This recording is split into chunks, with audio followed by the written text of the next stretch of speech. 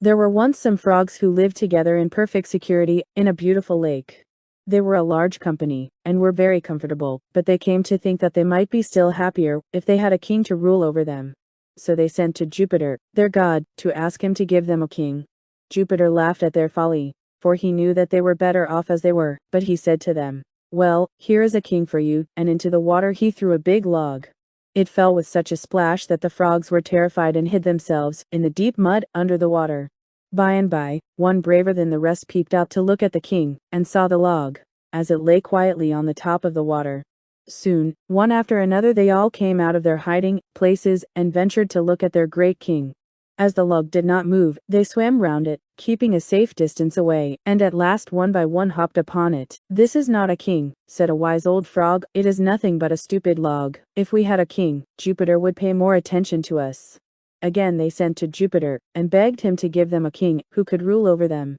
Jupiter did not like to be disturbed again by the silly frogs, and this time he sent them a stork, saying, "You will have someone to rule over you now." As they saw the stork solemnly walking down to the lake, they were delighted. "Ah," they said, "see how grand he looks.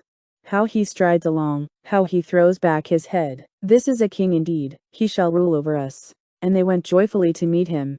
As their new king came nearer, he paused, stretched out his long neck, picked up the head frog, and swallowed him at one mouthful, and then the next, and the next.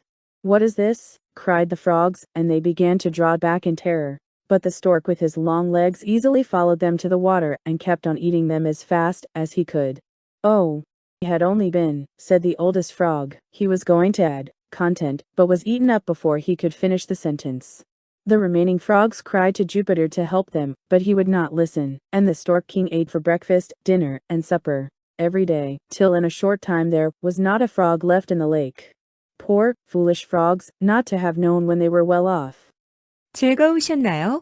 다시 찾아오겠습니다.